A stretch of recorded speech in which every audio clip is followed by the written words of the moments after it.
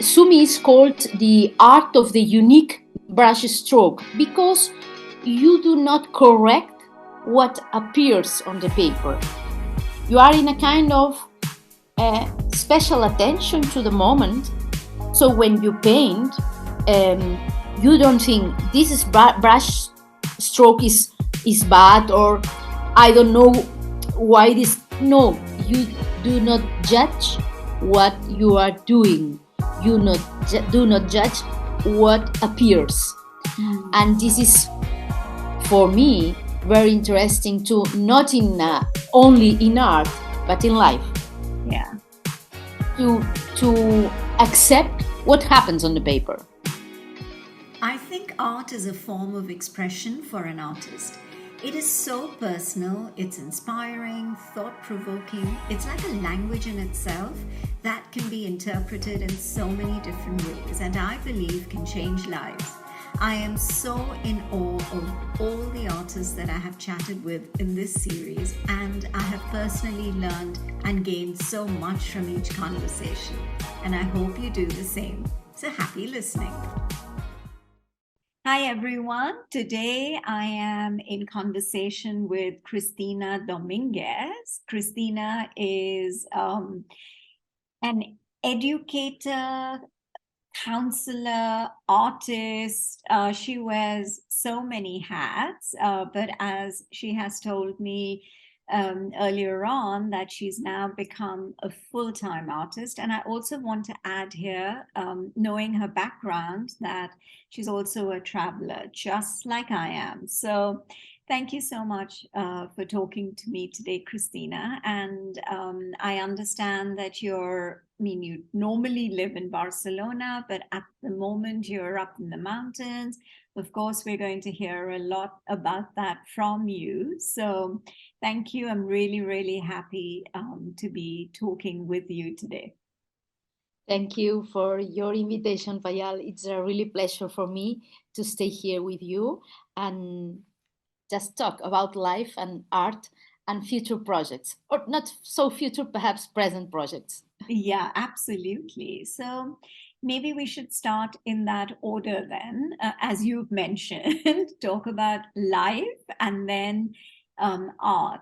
So, as I mentioned in my introduction, you were or you still are more into education, right? Before you became a full-time artist.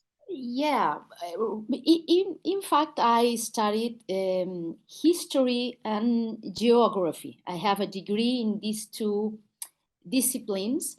And 30 years ago, I traveled to Russia.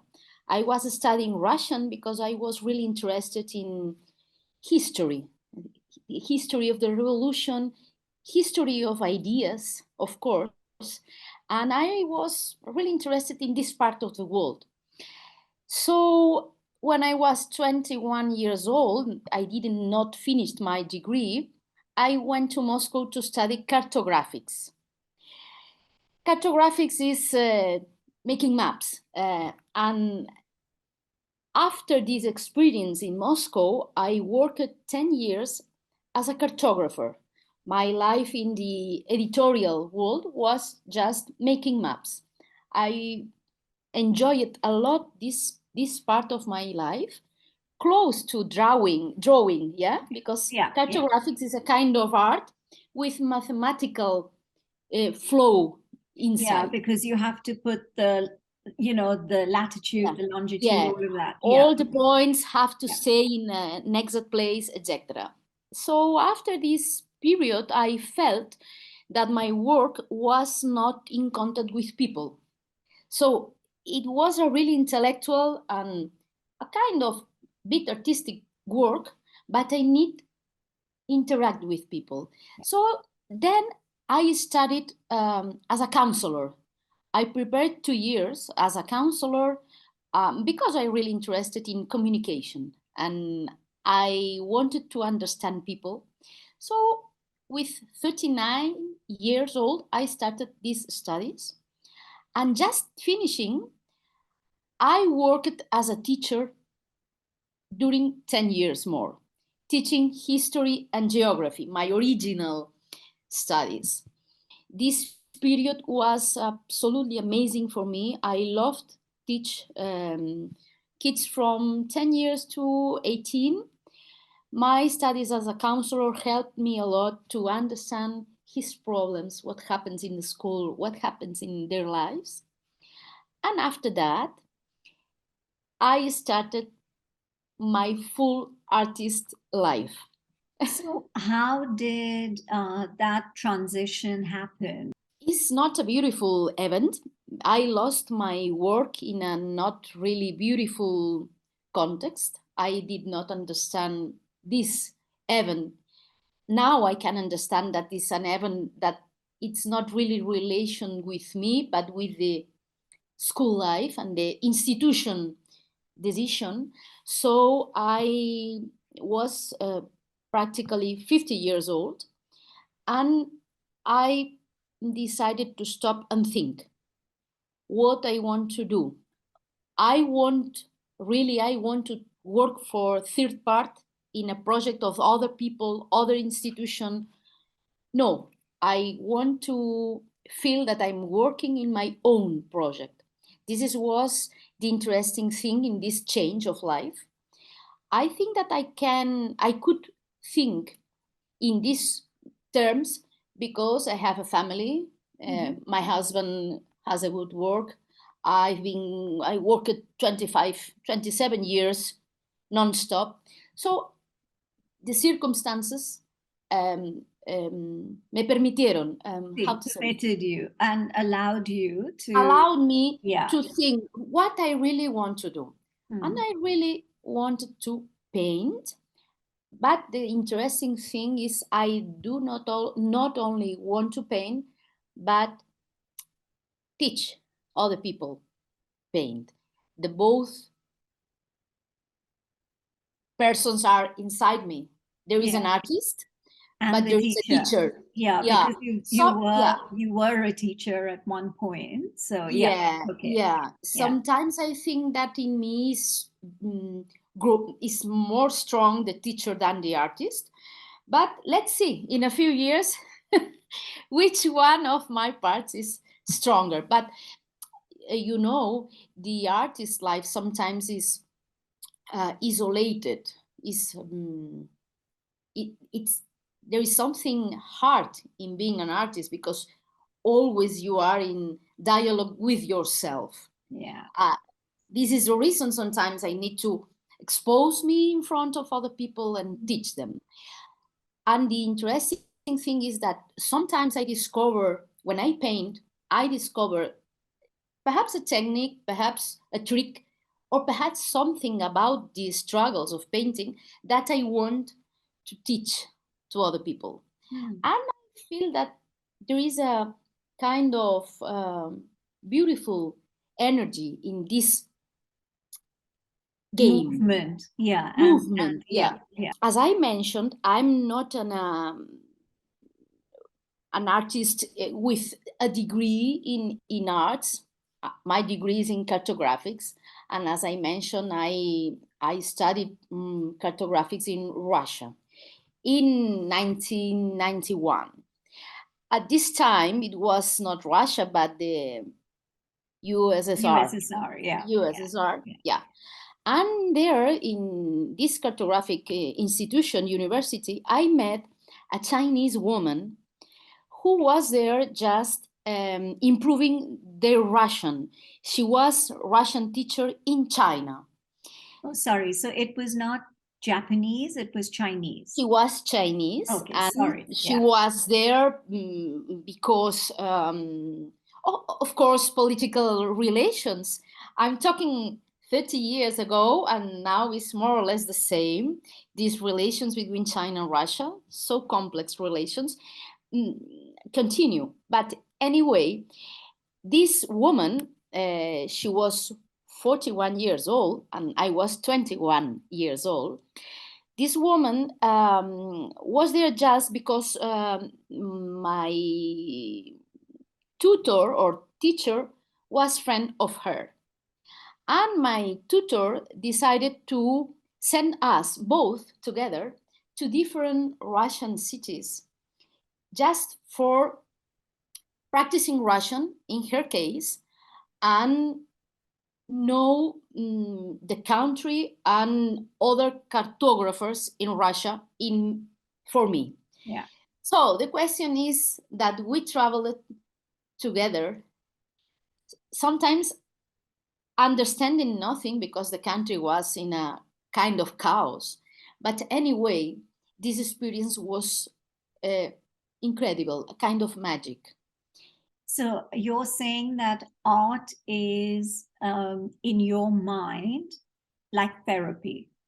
Yeah, for sure. Okay. And healing. So how, yeah, so give me some examples of, how some art that you have created has impacted someone else. And, and you've heard about how it's uplifted them, or, if it's brought about any kind of social change in their lives. Any examples that come to mind?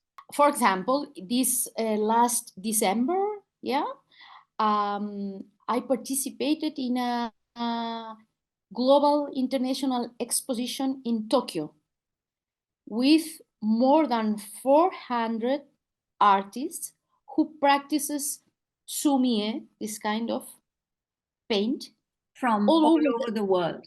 all over the world, all Wow. over the world. And Yeah, they all came to Japan. the works, not the people, but the Yeah, works. okay. Yeah, Okay. Yeah.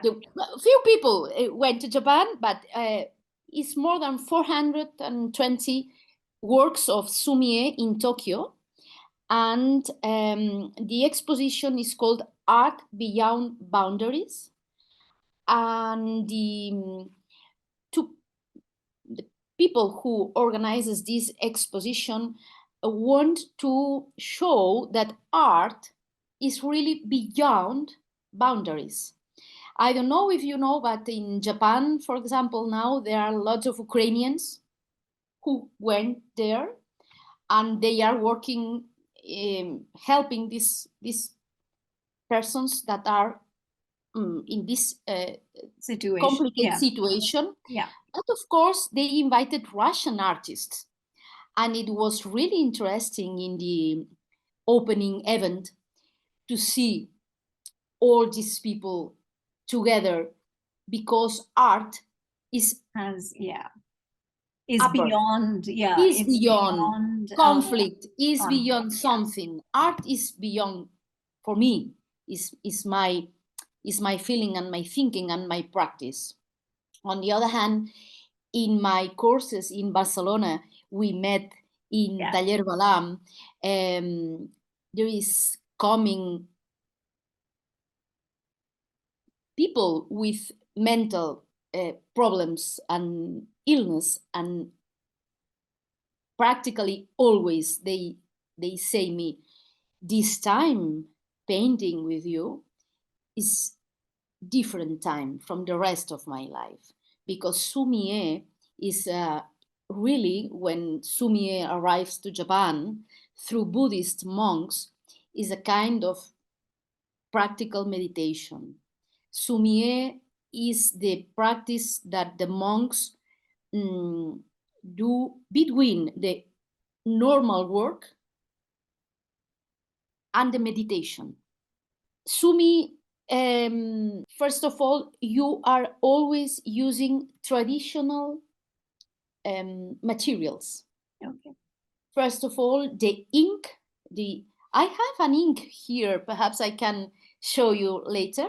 Okay. Uh, ink is a natural ink produced with natural oils and products, no chemics there. Um, Fude is the brush, call it fude. Fude is made with natural hair too, Yeah. but I look for um, brushes that uh, are respectful with animals, of course. Yeah. It's necessary to pay attention to these things. Yeah. The other traditional element is paper. rice or bamboo paper. Very, very old production arrives till now. And the fourth treasure, because these elements are called the four treasures, is the stone where you prepare the ink. These four elements are used till they've been always, always, it's like tradition. Yeah. Sumi is called the art of the unique brush stroke because you do not correct what appears on the paper. You are in a kind of special attention to the moment. So when you paint, you don't think this is brush stroke is bad, or I don't know why this. No, you do not judge what you are doing. You do not judge what appears.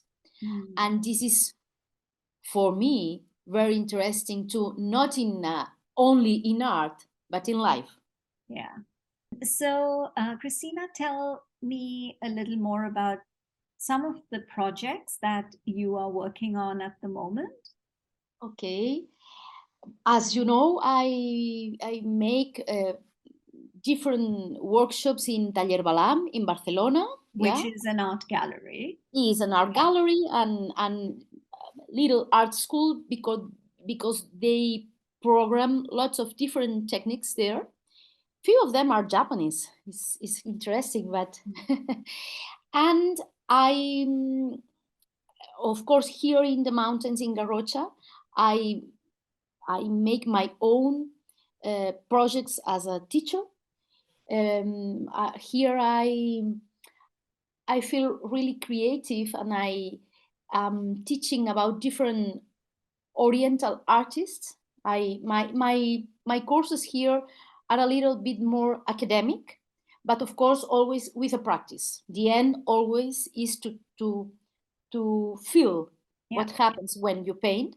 But I here because I thought that here is an interesting place to show what happens with the Oriental way of look at the nature, because the relation with nature, especially in Zen, for me is something interesting, and it makes sense to teach that here because we are surrounded of a beautiful nature. Now I am preparing for this summer an exposition. It will be part of this Tokyo works that I explained before. Will come to this place and will stay here for 2.5 months. And my idea, and I think it will happen, is to explain during 2 months this interesting interaction between this kind of art and nature and the respect with nature. My teacher in Tokyo will come few days here. Yeah, so it becomes something personal struggling, but I'm very happy that she decided to come and see what happens here. I just registered an association called Mediterranean Sumi-e Association. I think my mission, I don't know, is to show and explain this art not only as an art practice, but a philosophical, perhaps, way of life. And this is the reason I created the association, because in Spain there are few painters, but we are a bit random, scattered. And I would like to make projects all together, because together we have a bigger voice or something. And no more plans. No, this is great. The fact that you're so focused, and the fact that you want to use your experience, your knowledge, your passion, your love for what you do. You want to clearly, as you yourself said, have a bigger voice for it, and you want to use it as a way of life, to try and give other people the opportunity to also think like that. And I think that's like a really, really a plan that I can see is straight from the heart. And it's incredible. I wish you all the very best. For more weekly conversations, do listen to Melting Pot on Spotify, Apple, and Google Podcasts. Follow us on YouTube and on Instagram at Podcast Melting Pot. So until the next episode, this is Payal signing off.